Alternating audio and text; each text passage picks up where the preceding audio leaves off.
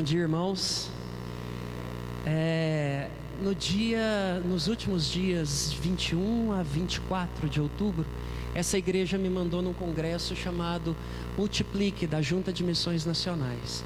Eu quero agradecer a igreja pela confiança de ter me mandado nesse congresso para representar a igreja. Nós seríamos 3, e aí aconteceu alguns problemas. O Paulo, o Fernando não puderam ir comigo, e eu acabei indo sozinho.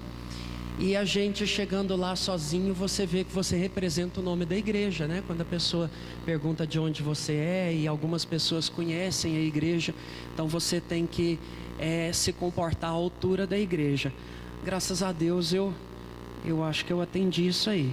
Então eu queria agradecer a igreja pela confiança, queria agradecer a igreja por ter sempre me acolhido. É uma igreja que eu amo de paixão mesmo, e lá eu pude ver o amor de Deus lá em Curitiba, né, nesses dias. Eu queria citar Atos 2, 46, 47. Isso, eu vou dar uma lida. Todos os dias continuavam a reunir-se no templo, no pátio do templo, partiam o pão em suas casas e juntos participavam das refeições, com alegria e sinceridade de coração, louvando a Deus e tendo a simpatia de todo o povo. E o Senhor lhes acrescentava diariamente os que iam sendo salvos. Pode deixar aí, tá, Zé? Irmãos, fiquem olhando para esse versículo. Isso aí é a igreja primitiva, e nós já fomos assim. Essa igreja já foi assim. No decorrer do tempo, a gente deixa lugar para a nossa correria, para o nosso individualismo. E esse congresso se chama Multiplique. E o que é a igreja multiplicadora? Nada mais é do que o resgate da igreja primitiva. É você acolher as pessoas na sua casa, é você no templo louvar a Deus, e aí Deus vai acrescentando àquela membresia ali o número de pessoas que ia sendo salvas. Se você for lendo o livro de Atos, você vê que esse número de poucos discípulos depois passa a milhares de pessoas, e missionários, e viagens missionárias, e recursos financeiros. E um dia o pastor Carlos me mostrou que tinha até relatórios missionários. Eu fiquei surpreso, né? Então, assim, o congresso foi sobre isso, e eu fui lá para ver o que é isso. Eu queria colocar algumas fotinhas do congresso aí, Zé. Essa primeira aí, isso aí é para os irmãos terem uma dimensão do tamanho. É muito grande. O salão lá da Igreja Batista do Bacaxeri, lá em Curitiba, tem 3 vezes o tamanho desse aqui. Então, assim, eu tirei uma foto para os irmãos terem uma noção. Olha o tamanhozinho do pastor lá na frente, aquele de branco. Esse careca aqui, pegando no irmão aqui do lado, é o pastor Fernando Lemos. Pastor Fernando Lemos, ele aqui em Goiânia, ele sabe muito sobre a igreja multiplicadora. Então eu já conversei muito com ele. Pastor Carlos também já trocou muita ideia com ele. A gente tem uma pessoa da visão multiplicadora aqui, ele e o pastor Samuel Neves. A próxima. Aqui outra foto para dar uma dimensão da quantidade de pessoas. Eram mais ou menos 600 congressistas, muitos pastores, muitos missionários, e eu perdido lá no meio, né, dos pastores e dos missionários. Uma honra. Próximo. Esse aqui é o pastor, esqueci o nome dele, não sei se é Frederico, Francisco, pastor Francisco. Eu sei que ele é diretor executivo da Junta de Missões Nacionais. Próximo. Essa foto também ficou parecendo que ele está fazendo uma cobra aí. Eu achei engraçado tirar uma foto assim. Próximo.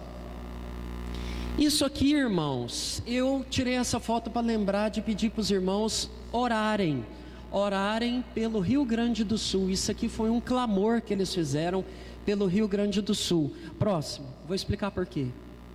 Aqui também. Vê se... Não, volta mais uma. Aqui também, deixa aí. O Rio Grande do Sul, meus irmãos, eles levantaram os dados, disse que é o estado brasileiro que tem o maior índice de suicídio, proporcionalmente. Então assim, as pessoas estão morrendo no Rio Grande do Sul, as pessoas estão indo para o inferno. E não é só isso, no Rio Grande do Sul é o país com o maior índice de conversão a religiões afro, mais do que na Bahia. Então assim, é um estado que precisa muito das nossas orações. Lá eles fizeram um mapa de onde tem trabalho batista e onde tem trabalho evangélico, e colocaram uns pontinhos vermelhos para representar, você quase não vê no mapa, e colocaram uns pontinhos brancos para mostrar onde não foi alcançado no Rio Grande do Sul, é ele tomado. Então assim, vamos orar pelo Rio Grande do Sul. Essa foto aí é um clamor pelo Rio Grande do Sul, os pastores e os irmãos estão ajoelhados para cá, e quem teve o desejo de ir para frente foi, acho que era o pessoal que era de lá mesmo. A próxima. Isso aí eu achei muito interessante. Eles pegavam 4 pastores, um deles era o mediador, e você fazia as perguntas que você queria, cada um respondia na sua área. Muito interessante mesmo, deu para sanar bastante dúvidas. Próximo. Olha o tamanho da brinquedoteca, é mais ou menos o tamanho desse salão do templo. Eu fiquei lá pensando, nossa, se a Larissa estivesse aqui eu ia ter trabalho demais, porque estava frio. Próximo. Aqui é a entrada da igreja. Pela esquerda ali você entra e tem acesso ali à frente, que é o salão de culto, ou você tem acesso por onde eu estou tirando a foto aqui, que é a brinquedoteca aqui, que está logo atrás de mim, e a recepção. É bem grande mesmo, era uma antiga instalação fabril, eles compraram uma fábrica, de tanta gente que tem lá. Próximo, eu acho que acabou. Ah tá, isso é legal. Lá era separado por oficinas à tarde, então eles passavam o que você tinha que fazer à tarde. Então tinha oficina de pequenos grupos multiplicadores para crianças, pequenos grupos e arte. Eu fiz a oficina pequenos grupos e criatividade, porque não tinha oficina para jovens. Mas depois das oficinas, as oficinas eram até 4 horas da tarde. Das 4 às 6, aí tinha consulta. E na consulta, obviamente, você ia lá e perguntava para o pastor responsável, tirava suas dúvidas. E tinha a consulta do PG de jovens. Essa é a consulta do PG de jovens. Irmãos, é impressionante a estrutura de jovens que eles têm. Eu fiquei com água na boca. Daqui a pouco eu vou falar um pouco mais sobre isso. Ali é o pastor de jovens lá na frente. Essa sala é grande também. Eu tirei foto só da parte que eu estava. A foto era só para lembrar de falar isso com os irmãos. Não era para mostrar, não. Pode tirar as fotos. Obrigado. Irmãos, o que eu trago de testemunho? Eu percebi que o futuro da igreja está nos pequenos grupos. Está nos pequenos grupos nos lares, está nos pequenos grupos na própria igreja. Essa igreja aqui, meus irmãos, já teve um trabalho muito legal com pequenos grupos.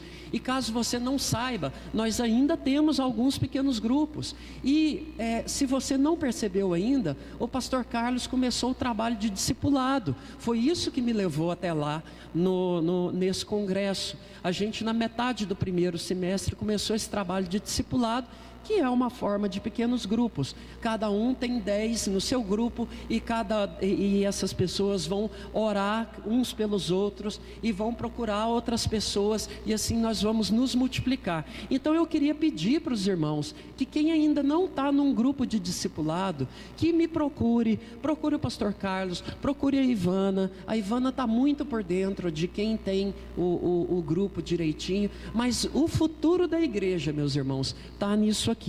E eles deram um testemunho lá no congresso do que Deus faz num PG. Diz que tinha um pequeno grupo no Egito, eles montaram um pequeno grupo, e o objetivo do pequeno grupo é você convidar pessoas não crentes para sua casa. E foi um casal árabe, o casal não foi só a esposa. Mas a esposa era a esposa de um marido árabe, ateu, do coração duro. E ela era árabe muçulmana, mas do coração mole. E ela foi para esse PG. E lá nesse PG começaram a falar de Jesus para ela, e ela começou a se sentir balançada, mas não entregava a sua vida para Jesus. E começaram a orar por ela e pelo marido dela. E aí um belo dia ela acorda com várias manchas pelo corpo em formato de cruz. E aí era um vermelhão assim, mas no formato de cruz, e a cruz certinha. E ela olhou aquilo ali, ficou muito abalada e pensou, às vezes é um sinal de Cristo, dizendo que eu devo entregar minha vida para Ele. Vou falar com meu marido. Chegou, foi lá no marido dela, abriu a blusa, mostrou e falou: olha, amor, aconteceu isso, eu acho que a gente tem que entregar a nossa vida para Jesus. E ele falou assim: mulher, larga de ser burra, isso aí é alergia, vamos marcar um alergista para você. Marcou o alergista, levou no médico. O médico começou a tratar para alergia, e aí o PG se reúne sempre, né? Uma vez por semana. E ela voltou naquele PG. E aí perguntaram: e aí, o que aconteceu? Ela falou assim: não, ele não tem fé, não acredita. Eu acredito que tem a ver com Jesus Cristo. E só que a gente podia orar para esse negócio dar nele, e não em mim, que aí eu acho que ele vai acreditar. E aí eles falaram: então vamos levantar um clamor a Deus. E começaram a orar. Oraram. Irmãos, não deu nele não, mas um dia ela acordou e no braço dela, do pulso até aqui, estava escrito em árabe, no mesmo vermelhão: Jesus Cristo é o Senhor.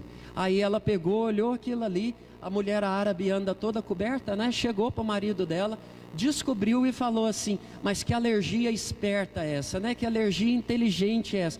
Ele converteu na hora, tirou umas fotos e guardou. Ele tem as fotos. Eu vou ver se eu tenho acesso às fotos depois. Vou entrar em contato com o pastor Fabrício, ver se eu consigo essas fotos depois. Mas eles se converteram, e acho que converteram junto com eles alguns amigos ainda. Então acreditem no poder da oração. Irmãos, não vamos deixar essa igreja ser a igreja do Boa Semana. Estava conversando com a minha esposa, estava conversando com o Carlos nesses dias. A nossa igreja é uma igreja muito boa, é uma igreja muito confortável, tem irmãos legais, mas é a igreja do Boa Semana. Acabou o culto? Boa semana. Durante a semana, você não está nem aí para o outro irmão, não é? Às vezes ele está doente, às vezes ele está com depressão, às vezes ele está com algum problema. Então discipulado é isso. Procure uma equipe de discipulado, fale com o pastor Carlos, fale com a Ivana, e vamos deixar de ser a igreja do Boa Semana, vamos ser igual a essa igreja do Egito. Eu acho que é melhor, não é? Eu queria contar algumas experiências pessoais, rapidinho, que eu tive lá. Esse congresso mexeu muito comigo. O fato da igreja ter me mandado sozinho lá, me tocou espiritualmente de uma maneira muito forte. Eu pensei: meu Deus, eu estou aqui representando o nome de Deus através daquela igreja, eu tenho que fazer alguma coisa. Então quando eu desci do avião, eu vi um taxista, e aí eu precisava ir de táxi do aeroporto para o hotel, era muito longe. Peguei e entrei no táxi. E sabe quando Deus incomoda? Tipo assim: fale do meu filho para esse cara. E aí eu pensei: ah não, Senhor, deixa eu conversar de carro, né? Carro, pizza, as coisas que eu gosto de conversar. E aí: não, fale de Jesus, depois você fala das outras coisas. Aí beleza. Aí eu pensei: como que eu vou falar de Jesus para esse cara? Como? Eu lembrei que o pastor Roberto Casas, ele anda de táxi, ele ganha o taxista. Eu pensei: será que um dia eu vou ser desse jeito, né? E aí eu olhei para o táxi, olhei, não tinha nada de especial. Vi um crucifixo, lembrei do irmão Ricardo Paniagua. Aí eu: não, vou falar de Jesus para ele através do crucifixo. Mas eu não vou ser chato que nem o irmão Ricardo Paniagua, não, né? Eu não vou usar as palavras inferno, não vou mandar ele para o inferno. E era antes da eleição, também não vou mandar ele votar na Dilma não, porque você chega perto do irmão Ricardo Paniagua, ele manda você votar na Dilma. Aí beleza, e eu pensei: não, eu vou lembrar das coisas boas que eu conversei com o irmão Ricardo Paniagua. E graças a Deus o irmão Ricardo Paniagua me ensinou muita coisa sobre o catolicismo. E aí eu virei para ele, passei a mão no crucifixo e falei assim: você é cristão também? E aí ele: sou cristão. E aí eu falei que eu era batista, para dar o gancho dele perguntar qual que é a diferença, né? Que eu sabia que ele era católico. E aí ele perguntou qual que é a diferença. Eu falei assim: olha, pra gente, Jesus Cristo é o único caminho. Só dá para chegar ao Pai através dele.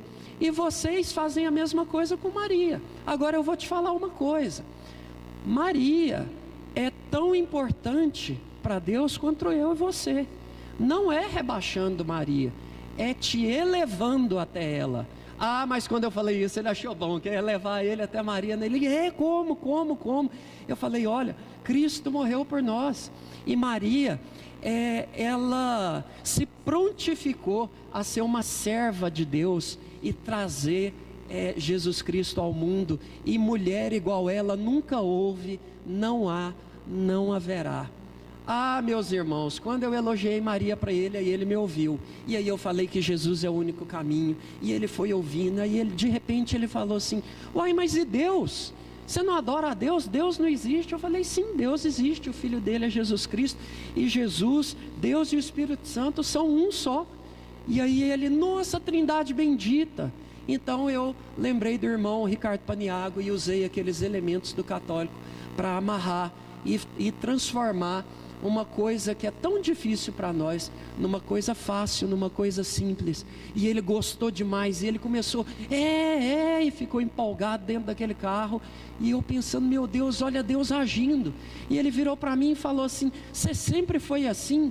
Eu falei, não, eu me converti, eu fui criado num lar cristão desde pequeno, mas um dia eu percebi que eu precisava entregar minha vida a Jesus Cristo, e aí eu me converti. E aí ele falou assim, olha que legal, e como é que foi? E graças a Deus esse hotel era longe. Eu olhei no taxímetro lá, eu já estava devendo R$60 pro cara. E aí deu 75 tudo. Eu pensei, nunca mais ando de táxi em Curitiba. Vou converter os taxistas ali na porta, sabe? Eu pego a bicicleta, converto os taxistas depois. Mas pagar, saiu caro essa história de conversão. Aí beleza.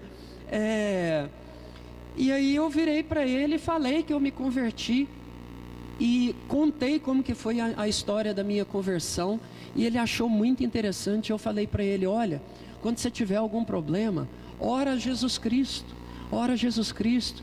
Falei assim, deixa para trás Santo Expedito, São Benedito, São Pedro. Eu falei assim, sabe quem que são esses santos? São pessoas usadas por Deus. São Pedro, ele escreveu uma carta na Bíblia. São João escreveu uma carta. Falando nisso, em vez de você fazer uma festa para São João, pega o Evangelho de São João e dá uma lida. Começa a ler na Bíblia por ele, lá na sua Bíblia católica. E eu lembrei do Ricardo Paniagua. Você pode ler sua Bíblia católica. Leia sua Bíblia católica, né? Obrigado, viu, Ricardo? Ajudou muito mesmo. Ajudou muito. Eu lembrava só de você lá na hora.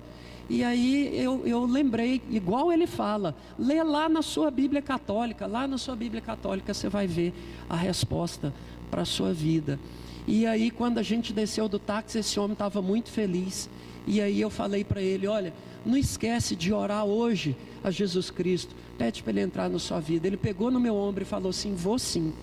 E aí eu confio que Deus vai fazer o trabalho dele, porque eu não vou ficar, será que foi mesmo? Será que não sei o quê? Não, já orei por ele, já falei por ele, eu acredito que Deus trabalha. Entrei no hotel, fui para o congresso.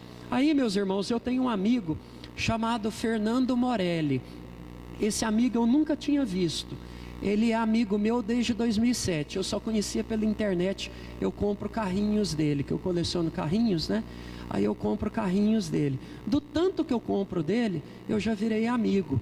E aí, desde que eu falei que eu ia para esse congresso, o congresso está marcado há muitos meses.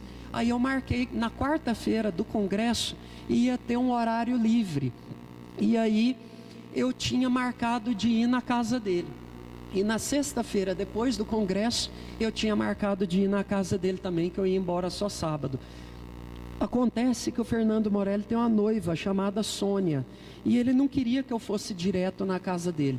Ele queria que eu fosse na casa da Sônia na quarta-feira, e a Sônia ia fazer um jantar para mim, para me receber. E aí beleza.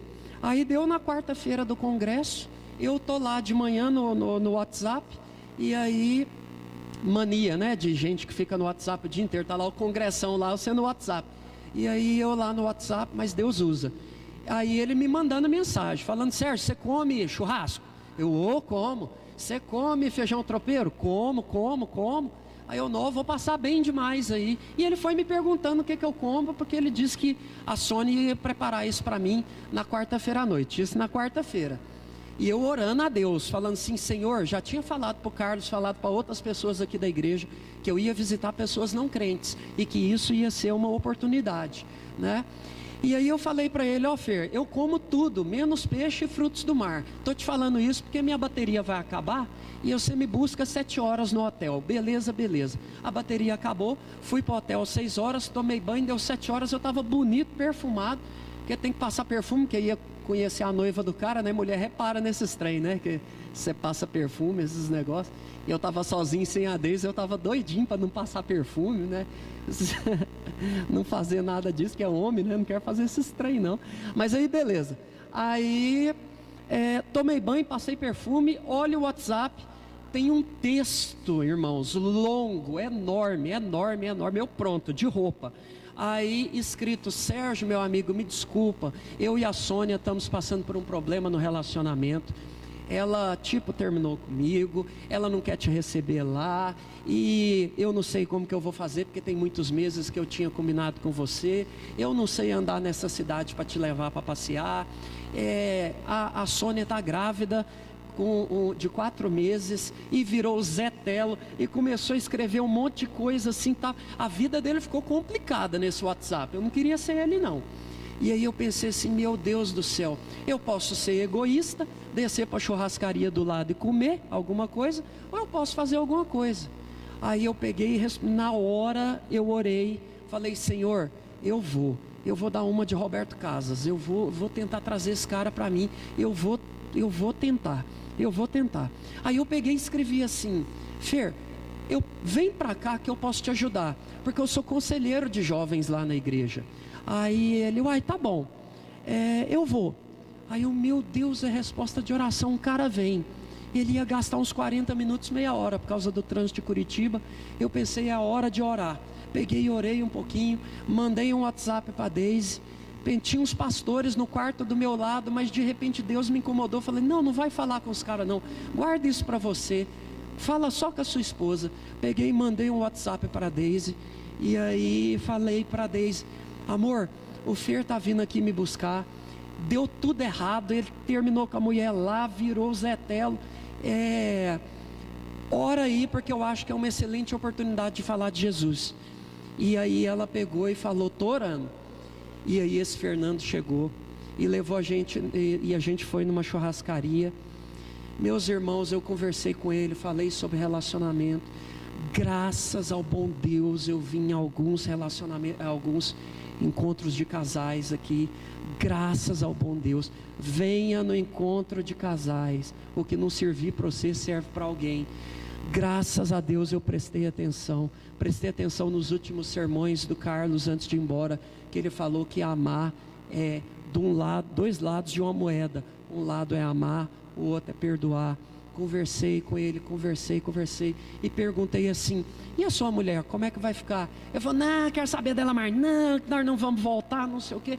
E a neném na barriga dela. Eu falei assim, cara, não dê esse presente maldito para sua filha. Não dê esse presente maldito para sua filha. Você é filho de pais separados? Aí ele, não. Ela é filho de pais separados, para saber? Não. Nenhum de vocês dois sabe o que é filho de pai separado, para saber o que é. Eu lá no meu grupo de jovens, eu tenho alguns que são filhos de pais separados.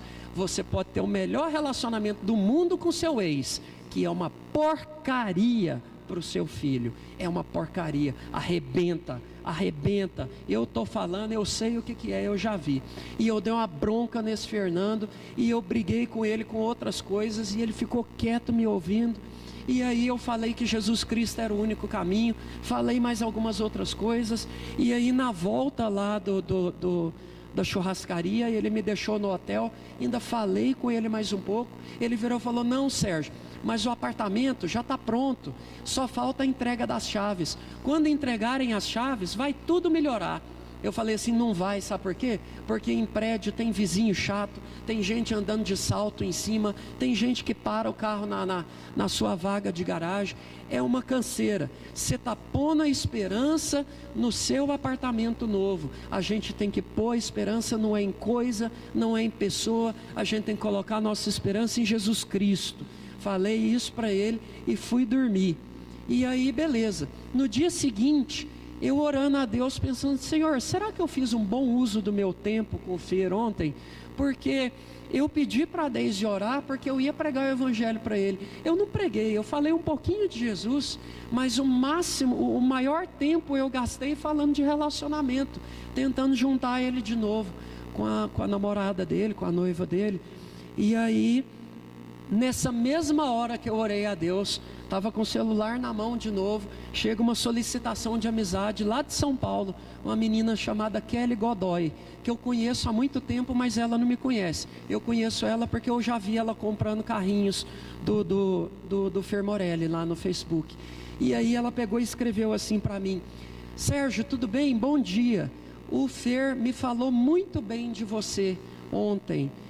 Então eu queria te adicionar, porque nós temos duas grandes paixões em comum, Cristo e os carrinhos. Aí eu pensei, graças ao bom Deus, o Fer Morelli falou para ela que eu sou apaixonado por Cristo, então valeu a pena. Eu acho que valeu a pena. Deu quinta-feira, eu no congresso, prestando atenção em tudo que eu podia.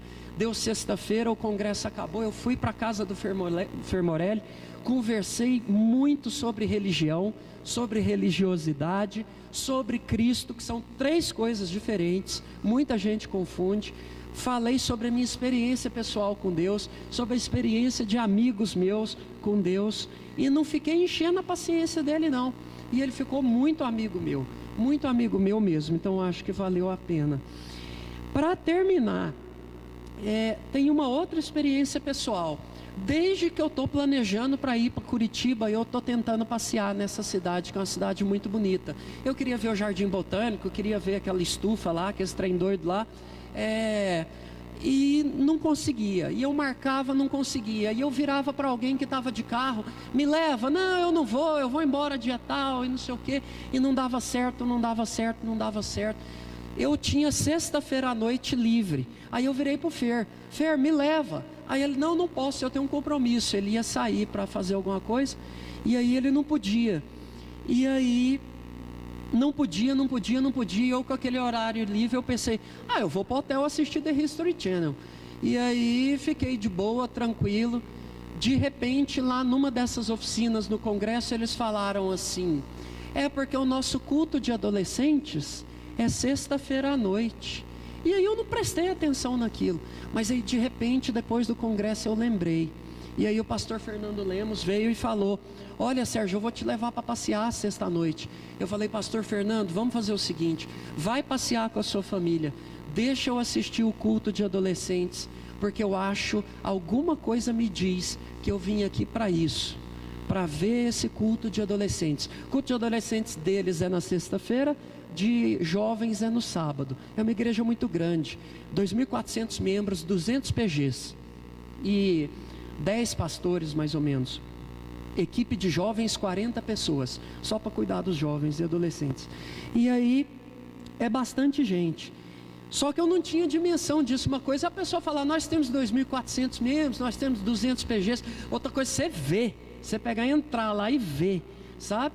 Então, eles tinham esse culto dos adolescentes. Eu peguei e fui depois da casa lá, eu estava na casa do Fer Morelli na sexta-feira, ele me levou, eu cheguei atrasado no culto de adolescentes por causa do trânsito de Curitiba, deu tempo de eu tomar um banho, lanchar alguma coisa, e entrei no salão de culto.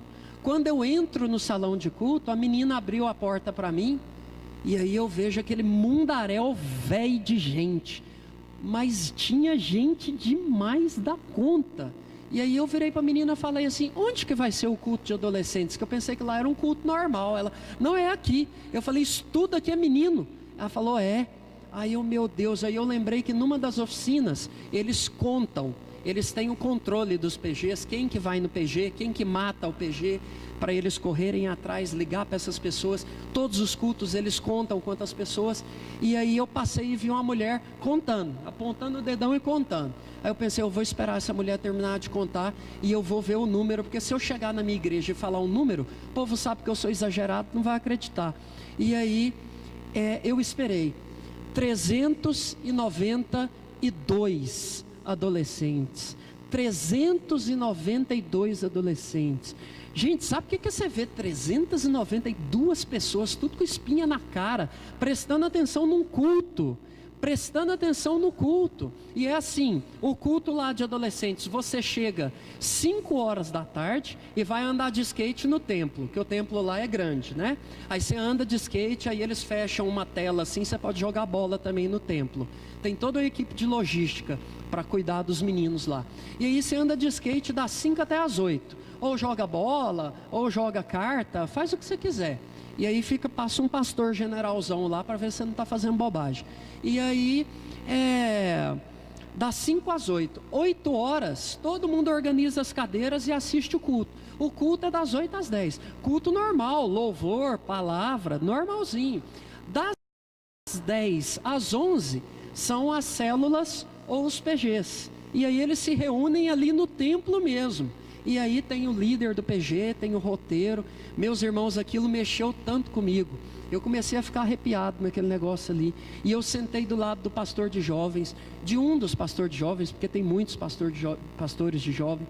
E aí falei para ele, cara, eu vou te secar de tanta pergunta que eu vou fazer. E perguntei, falei dos problemas que eu tenho aqui com os meninos, falei das vantagens que eu tenho aqui com os meninos, falei tudo. E ele falou, não, Sérgio, você vai chegar nesse número aqui.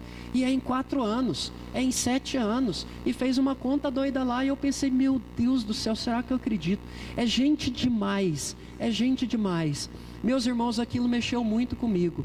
E aí eu virei para ele, comecei a rir. Ele, o que você está rindo? Eu falei, ainda bem que o Carlos não veio. Se o Carlos, que o Carlos está todo satisfeito com os meus 17. Carlos, estou com 17 meninos. Ele, amém, amém. Se ele visse 392, ele, Serginho, 400. Quero 400.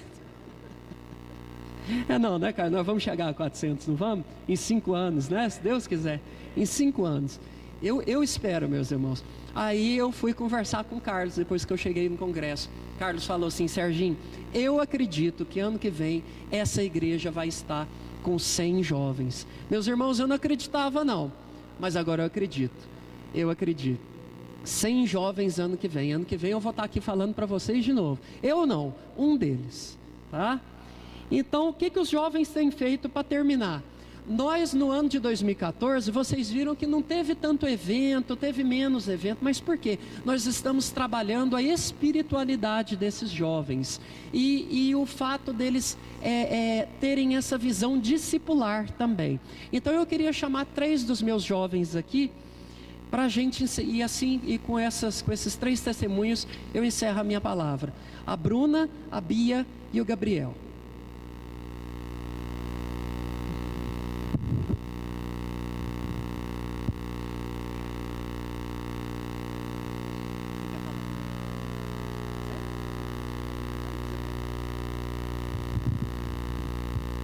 Bom dia, gente.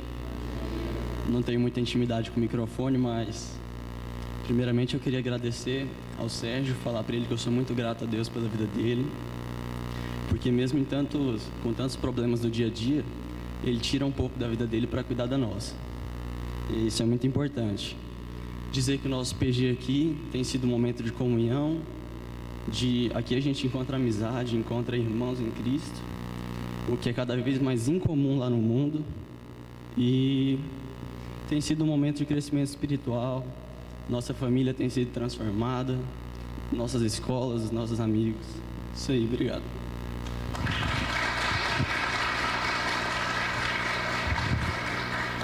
Oi, gente. Realmente o PG tem sido muito bom pra gente, a gente tem crescido muito e eu quero dar um testemunho que foi assim. O Sérgio tem nos incentivado a ler cada vez mais a Bíblia. E aí eu comecei a ler a Bíblia, Moisés. E Moisés tirou o povo do Egito, né? E eu comecei a ver como eles reclamavam. Gente, Deus os ajudava muito, muito, muito. Eles reclamavam por tudo. E eles até, às vezes, preferiam voltar para o Egito. E eu falei, nossa, como é odierno, né? Porque, assim, Deus realmente tem nos ajudado muito e a gente reclama muito. E eu falei, não, vou me policiar para não reclamar. Aí, no outro dia, eu fui voltar e tinha uma fila gigante. Eu falei, nossa, que bom, porque é uma oportunidade que Deus está me dando para não reclamar. E foi muito bom, porque todo mundo da fila estava reclamando, e aí eu, não vou reclamar. E eu acho que é isso que nos torna diferente, porque é muito assim, todo mundo reclama e você não. E a pessoa fica, nossa, essa realmente é a pessoa diferente. E o Sérgio tem nos ajudado muito e tem sido muito especial pra gente. Obrigada.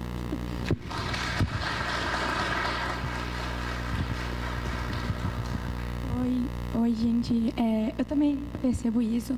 O ano passado a gente se reunia nas quintas, só que esse ano está todo mundo na época de vestibular, então a gente propôs de se reunir no domingo, o que foi muito bom, porque todo mundo pode participar.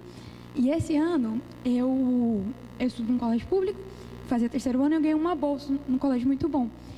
E aí é extremamente cansativo, porque eu saio de manhã, saio de manhã 6 horas, chego em casa 11 horas da noite. E Deus fala na Bíblia que nele a gente encontra descanso. E quando ele fala de descanso, eu sempre, eu estava em mente que eu precisaria do descanso físico, mas o descanso espiritual também é muito importante, porque na nossa vida, nós não temos só as nossas batalhas de estudar e tal, porque em todo lugar que você tem pessoas que não são crentes, tem pessoas que precisam de ajuda, como o amigo do Sérgio. Então, esse ano, vindo todo domingo no PG mais cedo, a gente sempre discute uma coisa, cada um dá sua opinião. O Sérgio está ali para sempre tirar nossas dúvidas. Então, a gente tem a oportunidade de crescer. E o que é engraçado é porque sempre que a gente debate um tema, tema X, na outra semana alguém fala, ai, nossa, sabe esse tema que a gente debateu? Aconteceu isso e isso que eu pude aplicar. Por exemplo, a Gabi, que todo mundo conhece, a gente, nos nossos cursinhos, tem grupos bíblicos do próprio cursinho. Ela já falou, eu já falei, e aí as pessoas veem que nós somos diferentes. Então, o domingo, além de ser, como Deus fala, um dia para Ele, é um dia que nós podemos nos recarregar espiritualmente para poder agir em cada semana. E isso é muito bom, porque, como a Beatriz falou, são os momentos que nós mostramos que nós somos diferentes. E o Sérgio sempre nos ajuda. Obrigado, meninos. Meus irmãos, levanta a poupança da cadeira, meus irmãos, e salve um jovem.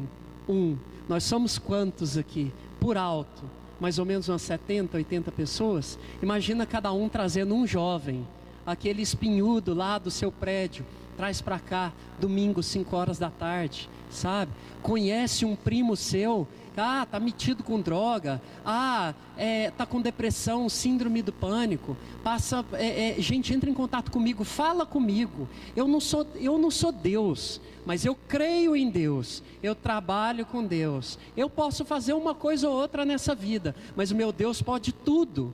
Meu Deus pode tudo. Se eu souber de algum problema, eu vou levar até o Carlos, e é 2 orando, e esses 2 vão levar esse problema na igreja, e são 100, 200, 300 orando. Salve um jovem, traga um para mim, traga um jovem para mim, tá bom? Um abraço, irmãos.